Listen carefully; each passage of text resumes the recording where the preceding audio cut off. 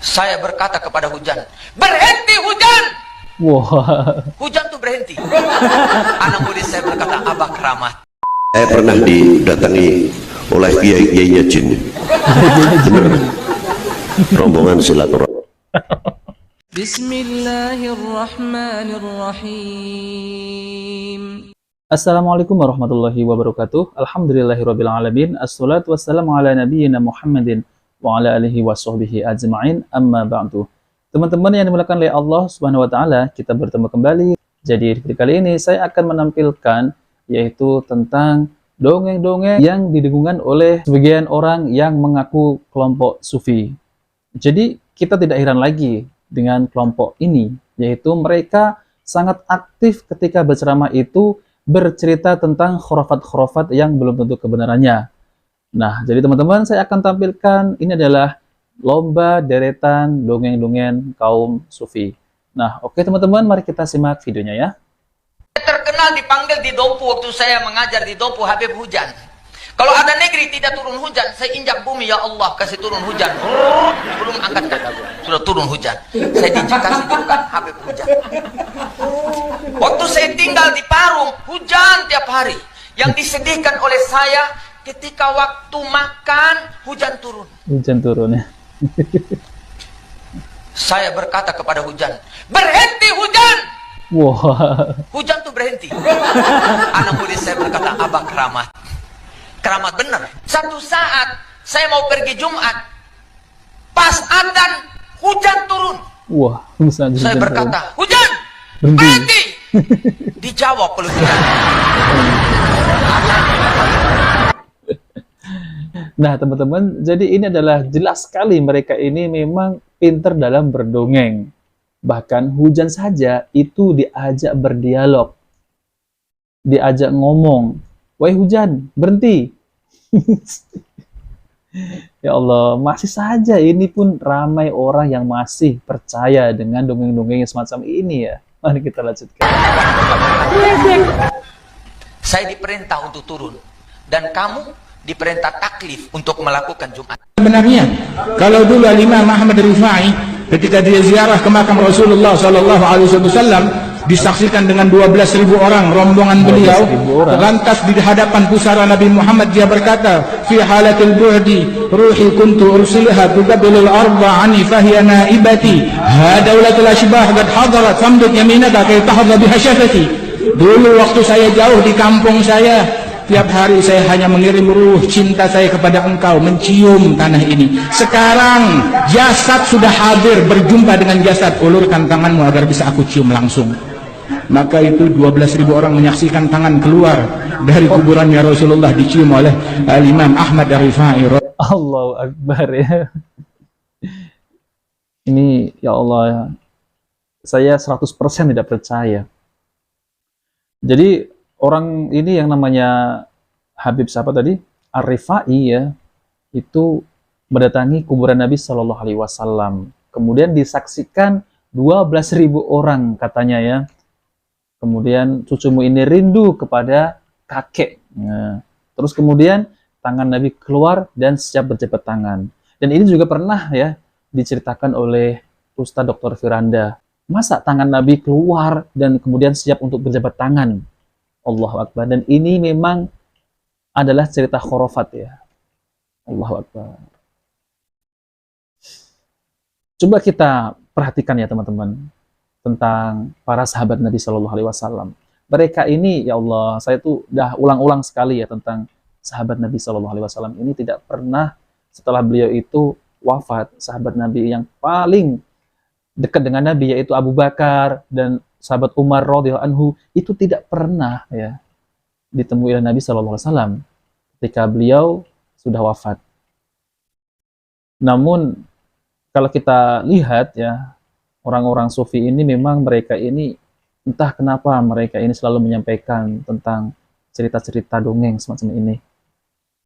Dan ini adalah membuat umat terbelakang ya. Mari kita lanjutkan. Radhiyallahu anhu arbah dengan disaksikan 12.000 orang yang hadir radhiyallahu anhum ajma'in. Mereka antara mereka dengan Rasulullah enggak ada Tersebutlah sebuah kisah seorang yang istiqamah membaca ini sehingga 300 tahun umurnya. Dia tidak mati sehingga 300 tahun umurnya. Lantas Rasulullah datang kepadanya dalam mimpi dan Rasul berkata, sampai kapan kamu mau hidup?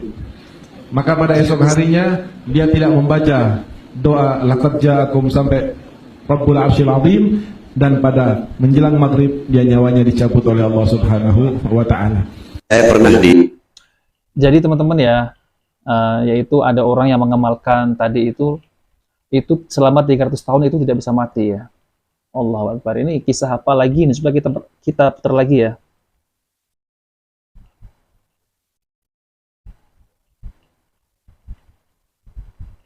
Yang istiqamah membaca ini sehingga 300 tahun umurnya. Dia tidak mati sehingga 300 tahun umurnya. Ya Allah, membaca apa ini ya? 300 tahun sampai umurnya itu tidak akan mati ya.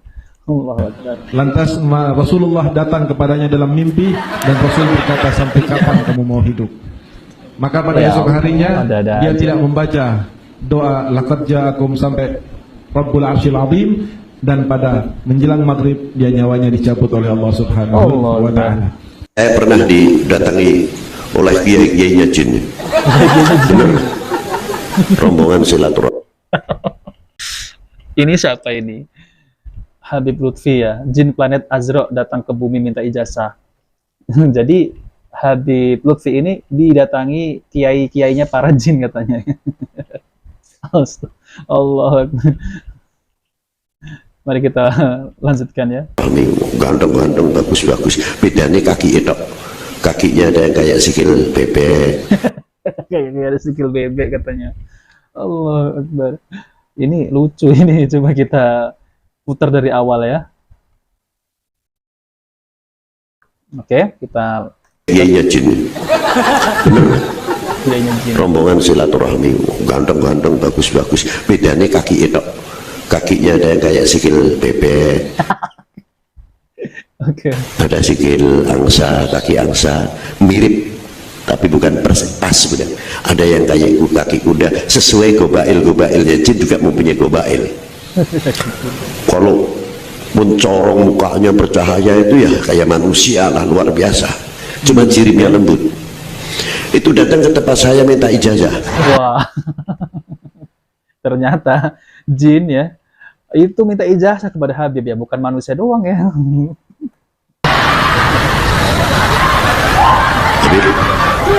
datang rombongan ini ulama-ulama jin itu ya. Ulama-ulama jin ya. Masya Allah, Alhamdulillah. Saya sebetulnya minta ijazah kepada panjenengan Yai. Wah, Dokter Habib. Saya memang dari Azraq, negara saya. Memang sengaja saya datang. Ilmu Ganda Muhammad bin Adi Ba'alawi di umur 7 tahun mengkhatamkan Al-Quran dalam 1 rakaat sholatnya. Bisa kamu ikuti?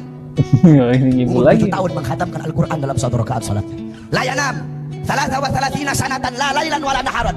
Fakir Muqaddam 33 tahun tidak tidur. Orang nanya, ya Fakir Muqaddam ya Imam, kenapa kamu nggak tidur 33 Allah tahun? Akbar. Jawab beliau, bagaimana mungkin Allah Akbar ya. Rusak agama ini kalau mereka ini yang mengaku cucu Nabi Sallallahu Alaihi Wasallam itu menceritakan yang belum tentu benarnya. Jadi saya mereaksi video ini ya, ini memang sangat di luar nalar ya. Coba deh mereka ini menyampaikan ilmu ya, sesuai dengan apa yang kakeknya itu sampaikan. Kalau mereka ini benar-benar keturunan Nabi Shallallahu Alaihi Wasallam, kenapa mereka menceritakan kisah-kisah yang dari kalangan mereka, yaitu dari jalur mereka, katanya Habib ini, kakek aku Habib ini dan itu. Allahu Akbar. Coba deh sekali-kali buatlah kisah-kisah yang seperti sirah Nabi ataupun para sahabat Nabi, itu sudah jelas ya, riwayatnya sudah jelas, bukan semacam ini. Kalau semacam ini semua orang bisa bercerita ya, dongeng-dongeng, dongeng si kancil, dongeng apa lagi gitu ya. Oke. Saya bisa tidur, melihat ke kanan surga, melihat ke kiri neraka, dalam riwayat melihat ke atas arasnya Allah Subhanahu wa taala. 1 menit lagi. Alhamdulillah, Habib dan saya dan Umi dan adik dan istri telah meminum darah Rasul Sallallahu Alaihi Wasallam sebentar. Allah Akbar. Ini tahun berapa ya? Minum darah Rasulullah Sallallahu Alaihi Wasallam. Jelas-jelas ini bohong ya teman-teman. 1400 tahun yang lalu, adakah darah Nabi itu disimpan, diminum lagi? Allah Akbar, ini cerita apa lagi ini?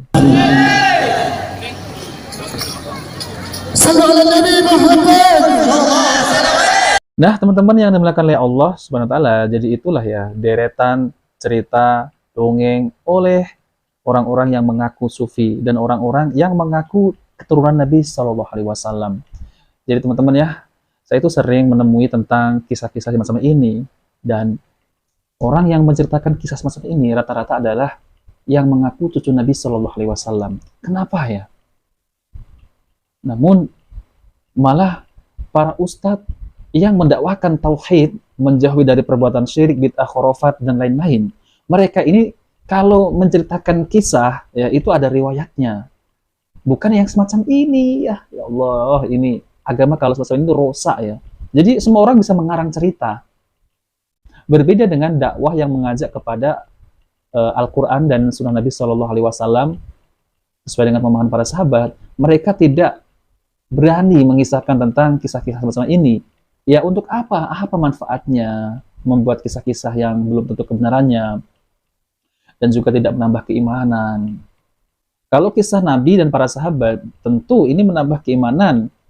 Yang pertama adalah menambah keimanan kita kepada Allah Subhanahu wa Ta'ala, dan kita lebih mencintai, yaitu mencintai Nabi Shallallahu Alaihi Wasallam, karena beliau ini banyak kisah-kisah yang menjadi tauladan bagi kaum muslimin, dan kisah para sahabat Nabi yang begitu mencintai Nabi Shallallahu Alaihi Wasallam dan membelanya sampai merebut nyawanya.